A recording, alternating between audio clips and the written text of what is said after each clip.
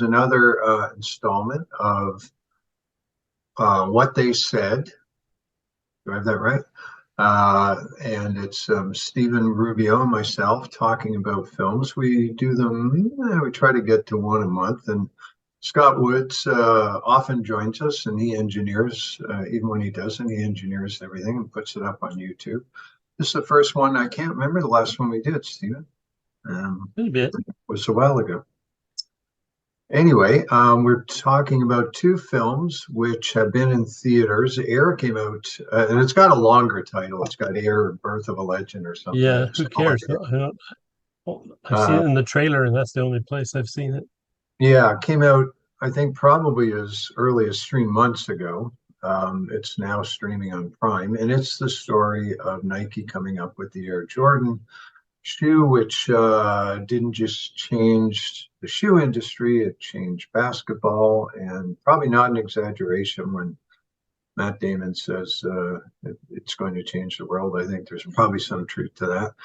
And we're going to talk about that in conjunction with Blackberry, a Canadian film, which is traces really not the whole history of Blackberry. It stops just short of actually when it entered my life, my awareness of it, which was the 2008 presidential election, because President Obama became synonymous with the BlackBerry. And that was one of the odder things about that film, which, we'll probably start with Air, but that the BlackBerry stops just at the point, the company's falling apart. But to me, that's sort of the beginning of the story, which didn't really make sense to me. I have never owned a BlackBerry. I've never owned a cell phone. Not really? Never. Not any Never. kind of whatever? Not even close. I owned one for about 15 minutes, 3 Christmas Eves ago. And when I moved to St. Mary's, I was found it very daunting driving on these country roads in the winter. I said, God, what if I ever end up on the side of the road? I'm going to need one. So my sister gave me one, got a used one Christmas Eve, gave it to me, and I thought about it for 15 minutes. They started talking plans and this and that. I said, I changed my mind. I don't want one.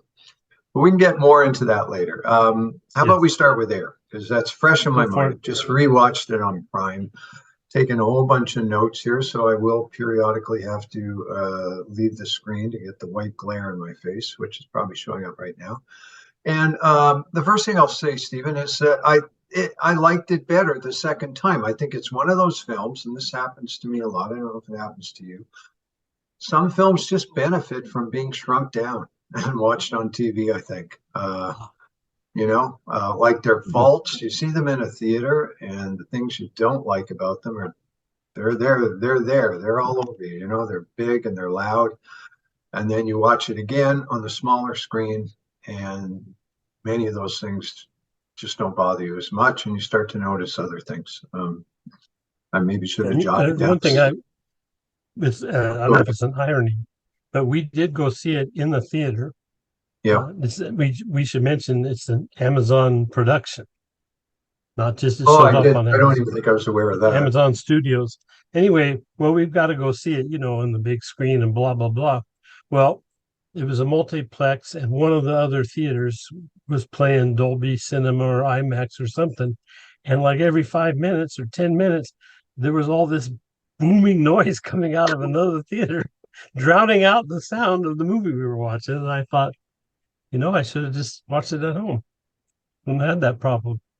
Interesting. Now that you tell me it's on Amazon, I have to change my mind. I hate it because I'm currently at war with Amazon over a ridiculous customer review of the American Pie book that I've been not bugging them, like yelling at them for 2 weeks to take down. We won't get sidetracked on that. I'll talk about that some other time. So it did get better for me the second time, and benefits from small screen. Now I'll say, right away you get the opening montage of the 80s, which I was like, it was like the perfect summary of everything I hated about the 80s. I don't know how Ben Affleck meant it. Maybe for him, that's a great decade. I guess that was the decade where he would have been, how old would he have been a teenager then? Or no, more like in his 20s probably, right? Yeah. And like he would have I been think he would considered. have been a teenager, but I could be wrong. Maybe. But anyway, I'm not sure if he looks back on that decade fondly or whether he hates it as much as I do and said, okay, I'm going to throw all the awful stuff together because you get bad movies and bad TV shows and bad commercials and all of it with Dire Straits is just Yes, hideous, Dire money for Straits. nothing over top. What a terrible place to start. I Um, don't know if this it's a segue for something probably come up later, but I read something a couple days ago that I don't know if this means he loved the 80s, but he was obsessed with the music that he was going to put in the movie, which I know you love that part. And I've so changed. I've when come he around was a bit done, on that.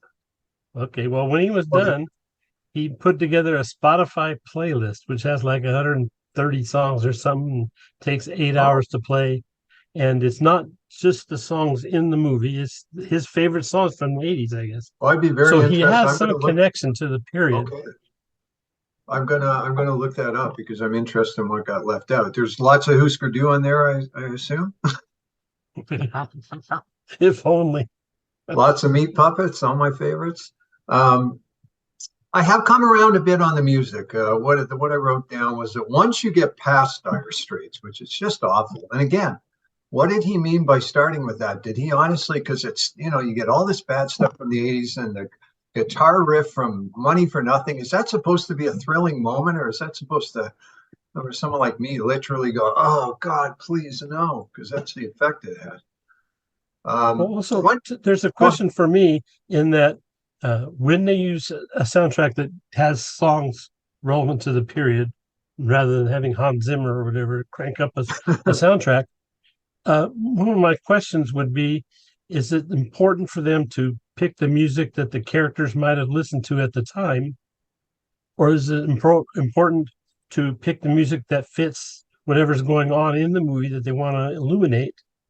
Or is as that second part ruin things? Which for me, if it's too much on target, I don't like that part. sometimes the songs I noticed this watching it this time were very literal, and I'll give you a perfect example. And it's probably for me one of the um, lesser songs in the film. I don't know if I quite hate it, but anyway, Mike and the Mechanics. That's going to take a miracle, right? Or all I need is a miracle. They use Mm-hmm. that when I think it's at one of the moments where they've either made their pitch or he's floated the idea of getting Jordan, and it looks like a real long shot. So they use, all I need is a miracle, and it's very literal. It's not a good song anyway. So to answer your question, I think mostly, and I'm going to hold fast to this. It is still very much a Flamingo Kid film that trots out one film from that time, from that moment, almost like a reminder to let you, in case you've Mm-hmm. forgotten, it's 1984. Now, you might be right.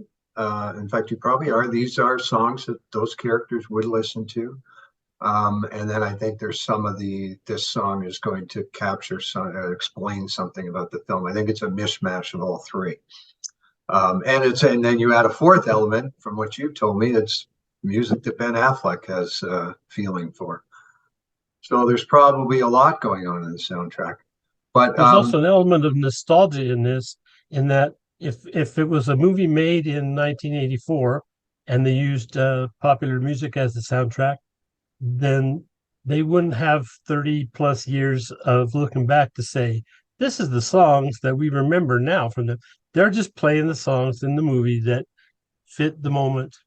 And then it's like all recreations. It's like Coppola recreating New York when Vito comes over. It's part of the recreation that, like Ben Affleck, recreates that period partly by selecting music that he thinks fits. But it's yeah, oh, not absolutely. necessarily the music that the person who made a movie in that time would have made that same choice. No, I mean, some of those, go back to 1984. There's like hundreds of songs out there, and except for either obvious ones that people knew were going to last, but then there are other things you can't guess how people are going Mhm. to view it. Um, So with that in mind, I'll single out some things that sounded better the second time. And I know we're starting with the soundtrack because I go on and on about soundtracks. We'll get to the movie after that. My notes sort of start with the soundtrack. Chaka Khan's in there, I think, with Ain't Nobody. I like that. Mhm. Atomic Dog sounded good. There are two Violent Femmes songs. I take it that Ben Affleck is a huge Violent Femmes song because he also directed a film called Gone Daddy Gone, right? Yeah, Which I that's right. which I think is based on a novel, but it just Yes, it is. seems too good to be true. That there are two other songs. There's the famous Well, Blister in if I the recall, Sun. one of the two Violent Femme songs in this movie is more of a deep cut. One of them was There's the one of slow the one, which yes, it's the ballad that comes up later in the film, and I'm listening uh-huh. to it. I'm trying to identify it. It's got this kind of whiny, muley voice, which should have made me immediately say, "Oh, that's the Violent Femmes too." I knew I remembered the song, but I had to. It's the one that, and the way I looked it up was, it's the one that comes just before Squeeze is tempted. That's the second one. So there's Blister in the Sun and Mhm. that, and they both sounded pretty good. And there's also, sorry, oh, the Tangerine Dream song from Risky Business, which I can't, it turns up a couple times in the film. And I say, I know that, I know that. It's very atmospheric. I'm sure you remember it from the movie. I think it's when Tom Cruise goes back to the subway and they have sex right at the end. Mhm. And I'm even going to say, hold on to your seat, Stephen. Born in the USA sounded pretty good at the end. I think it always sounds good. I don't know what I was doing in that scene at the Well, end, but you know my whatever. feelings on Bruce Springsteen. It sounded pretty good. It was used as sort of the wrap up, what all the characters are doing, and I kind of like that the way they worked the explanation of the real meaning of Born in the USA into Jason Bateman's character talking. Listen, I finally realized what the song's about, Mhm. which I guess has been written about by many people over the years. Um, so, did you before we go off the music? Did you want to add anything else about the music? Because I know we haven't really talked about the film yet. Anything struck you in particular that you liked, or musical wise? Music. Um, I've noticed. I think now that I've decided this, I notice it more with each and one of Affleck's movies, as I've seen four, I think. Whatever else about the quality, he's got away with actors. Yeah, maybe he sets it. Maybe it's because he's an actor, but he sets up something that gives the actors a chance to shine. And in every one of his movies I've seen, there's good acting, and I'm going that's to single out maybe some. because he just hires good actors. But Yeah, it that's a skill, and it sometimes is forgotten because oh, he's got a great camera angle or he picked a good soundtrack. But he yeah. gets good performances, and he's done it in every movie I've seen. So I I'm and not now I sure. look for it. I'm not sure And if in this, I've seen anything other than this in Argo. I'd have to look over his filmography. there's Gone Baby Gone, and there's No. well, I'm blanking out the home or it's a Boston movie. He's got another He Boston movie. okay. He didn't direct Anyway, that. He didn't direct the hmm? basketball. He didn't direct the film where he played the basketball coach, did he? Which I kind of like. No, Okay. no, he was. It's a one or two word title in the other one. Okay. I'll tell Anyway, you go what. ahead. Yes, but as I disappear for 1 second, the town it was called. That's the Didn't see Boston that. movie. No. Yeah, so I've only Well, kind seen. of all Boston movies in a way. Ben Yeah. Affleck, he was born right here in Berkeley, and it's like 3 days later or something. His parents moved him to Boston, and that was that. Anyway, uh, among those actors, there's Matt Damon, who is rarely showy in his performances. It's I think I call it is he acting Hmm. model because he is acting. He's very good at just blending into a part, and then after you've seen enough of his movies, you realize he's not playing the same guy over and over. Not Clint Eastwood. He's got something going on, but he doesn't draw attention to himself as I'm Matt Damon, and so I think that's a good thing, you know. I liked him here. When I watched it the second time, I said he is one of the best things about this film. And I don't even know how to put it. It's like he's just in there trying. Yeah, He's trying to be this guy, and it's not that you see the acting, but I always feel like he's just giving it his all without being showy. yeah. Like he really thinks about things. Mhm. I've liked him in a number of films. I really like him in Rounders. I could, and again, I'd have to go over his filmography, but I liked him here. Um, Now, I also want to single out Viola Davis is very good Yep. as Michael Jordan's mom. I want to single out here. I got it. Man, my memory's bad. I put down 4 or 5 people. Those two. Um, Matthew Mayer, who plays the guy who comes up with the shoe. And I'm Mhm. looking at him, I'm saying, where have I seen this guy before? But then I went over his filmography and I think I'm confusing him with someone else. I really haven't seen him. Like I've seen some of the films he was in, but I don't think that's what I was Mhm. thinking. I think I might have him confused. Anyway, he was very good. I thought the guy who played, now I don't know the character's name. It was the guy who supposedly had the Martin Luther King speech. Oh, it was Marlon Wayans. I did look him up. I don't know the Yes. character's name. Thought he was very good.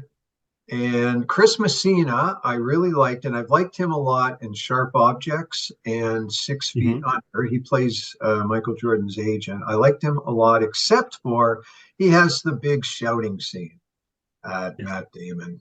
After Damon does an end around with Michael Jordan's mom, and it gets really obscene. And that was another thing. I think there's obscenity in this film, needless because it got them a rating that kind of, theoretically prevents a younger audience from seeing it. And I think kids, 12-year-olds would be really interested in seeing this film. Now, did that language, which gets really crude during that one scene, was that really necessary for the rating? I don't know. Well, maybe they're thinking ahead to Prime Video, and there's no stopping Yeah, 12 year I olds from guess watching so. on there. Yeah, that's true. Kids can watch it at home. So I wanted to single out those performances, all very good. I And tossed in one myself, Chris Tucker, who hadn't been now, in a movie for okay, 6, 7 years, I think. And I understand that he's someone that goes a long way for a lot of people, but I was the just voice, glad to see him again the in the movie. voice. And the size of his part was just the right thing. He wasn't like the star or even the co-star, but he was there and he was being Chris Tucker, but he's Chris Tucker with the suit and tie. And I was just glad to see him, to be honest. Okay, I put the three that I was less sure about were Chris Tucker because he can is a little cartoonish, a little the voice. I Hmm. guess that just I liked him a lot in Pulp Fiction. That's Um, that's his with that voice. high squeaky voice, I wasn't sure. Less sure about Jason Bateman. Just he can get really mannered, like doing Jason Bateman. I guess because I watched Ozark in its entirety twice, I think, and Hmm. I know every mannerism and every tick now. I've still never watched the rest of the development, but he can get very predictable. And I wasn't sure about Affleck. So he had some good moments, and then other times I thought I just thought it was a little off. I wasn't sure. I know he's trying to play a very famous person. But overall, I do agree with your point that he is good with actors. And I think, he's an actor who's a director who's an actor's director, right? Hmm. Hmm. Um, History of film is filled with them. Robert Redford and I could go. I should have Yeah. written down a list, but people that even if their films can get a little stagey and they're not wizards with the camera, they will Hmm. probably get some good performances. Well, I Um, don't think that he's made a great movie, but I right. don't think he's made a dud either. Again, I'm talking about 4 movies. Yeah. Maybe I missed all the duds. None of them are total classics. This movie wasn't a total classic. My son, I talked to, who's uh, this movie's directed for someone like my son. He berated me because I didn't actually know the character that Matt Damon played. I said, "Look, this movie's about this guy. Who the hell is he?" And my son says, "Everybody knows Sonny, whatever the hell his name is. He's Bob." I was okay. I'm sorry, but he said that was good for what it was. He didn't rave about it. He wanted to watch it, but it was okay. It was good. It was I a little better than okay, but it wasn't great. I liked it better than Argo. I didn't like Argo at the time. I've never seen it a second time. Hmm. I was going to say that I guess Sonny, Matt Damon's character, and Chris Tucker's character, and the character of the guy that actually engineered the shoe, they're all famous in that field. If you go by Yeah. the notes at the end of the film.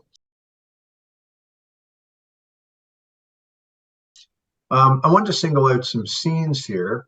I think Okay. 3 times in the film they have a scenes that really sort of aim for greatness, and I actually thought 2 of them kind of get close to it. Third one I was less sure of, and they're the 3 scenes that have sort of some speechifying. Um, Damon and Viola Davis in the backyard. The first time that Damon Mm-hmm. sort of tries to explain why he has come to Wilmington. I thought that was a great scene.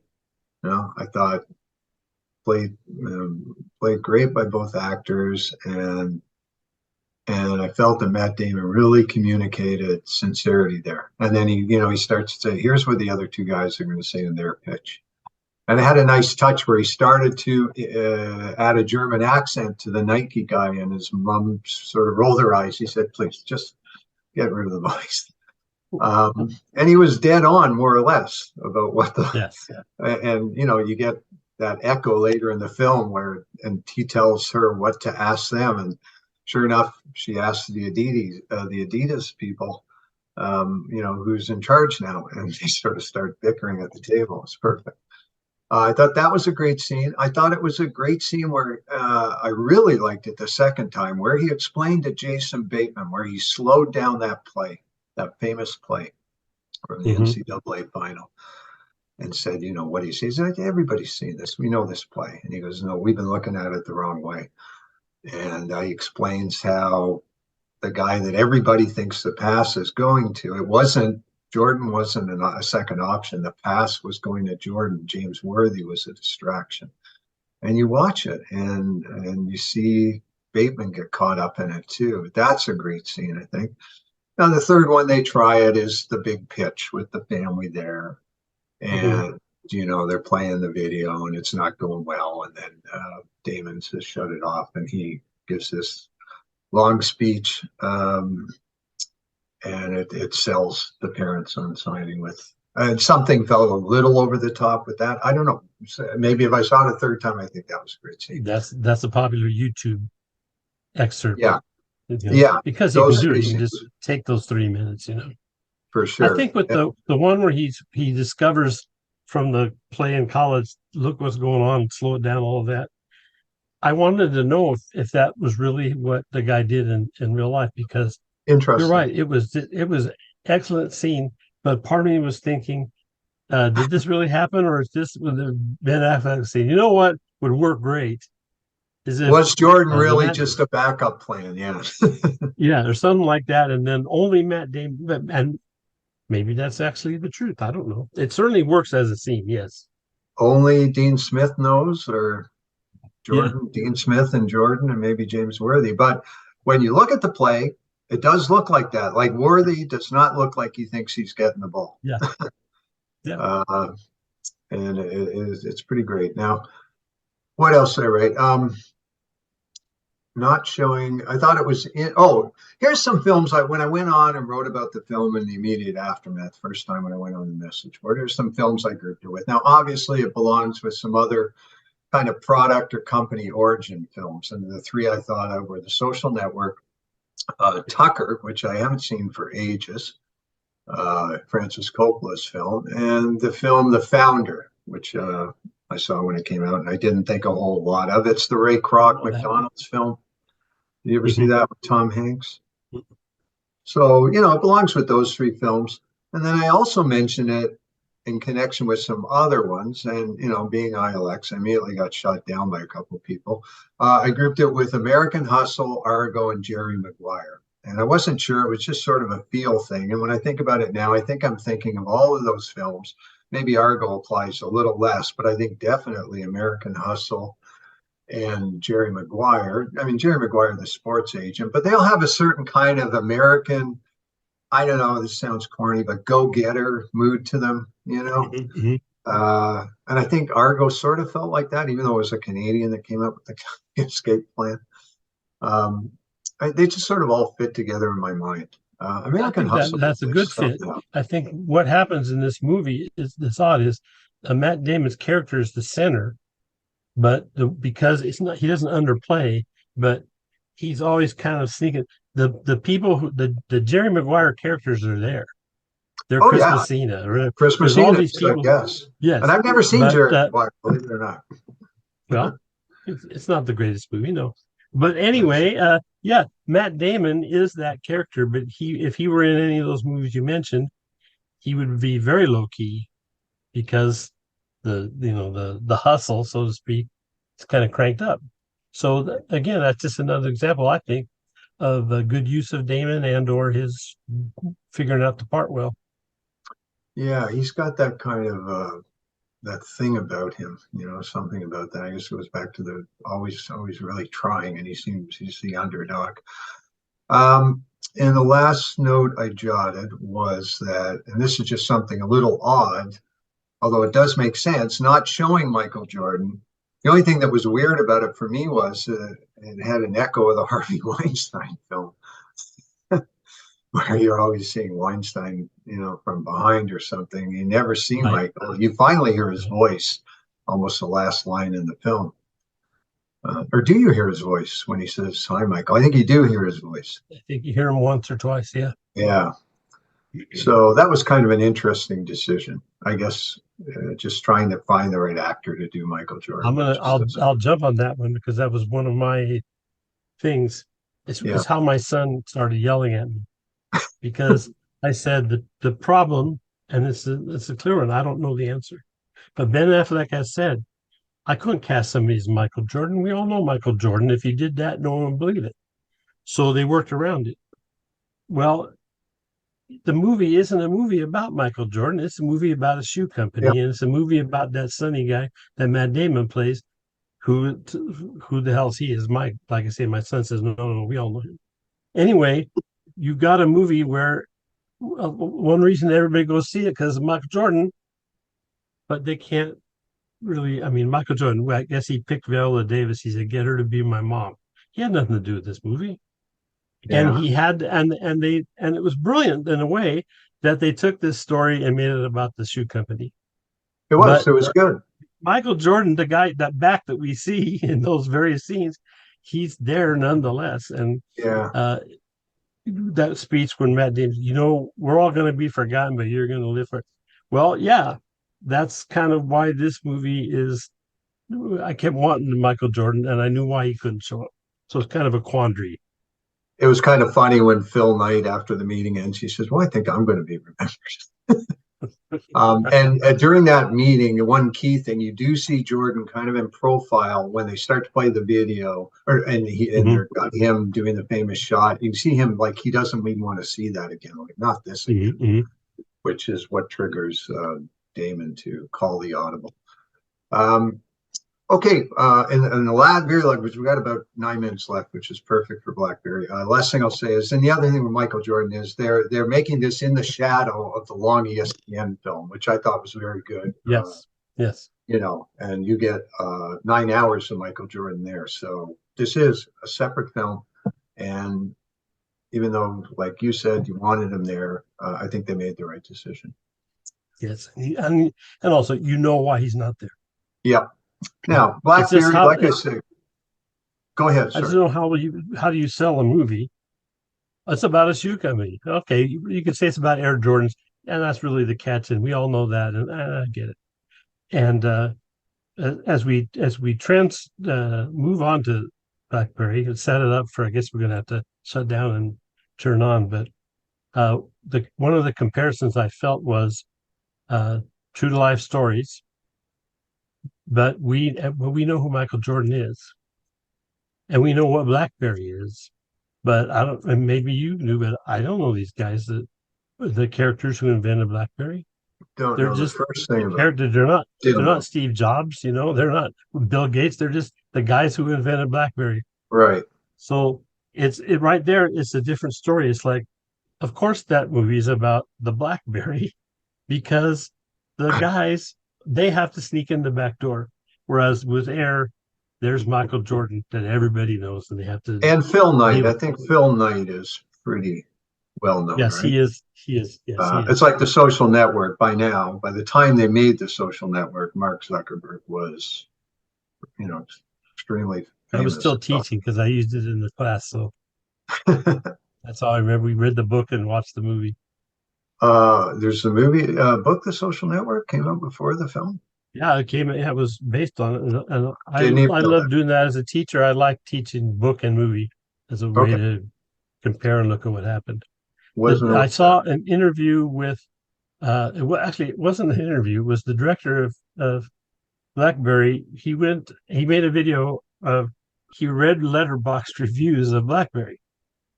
And at one point, someone said something about it's like the social network, and he was proud. He's like, "Yeah, you got it right there."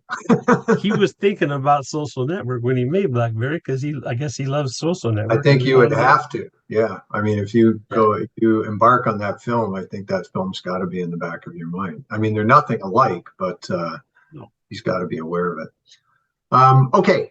Even knowing I don't have a lot to say, we are down to 6 minutes, so I should start a new one. We are okay. going to have to, you're aware we're going to have to wait 10 minutes, right? This new rule? Oh no, I didn't know that, but I'll be here. Yes. Okay. So I'll I'll be, go take a leak or something. yeah, look, tend to some family stuff and I'll be back in 10 minutes. Okay. Okay. Okay. See you then.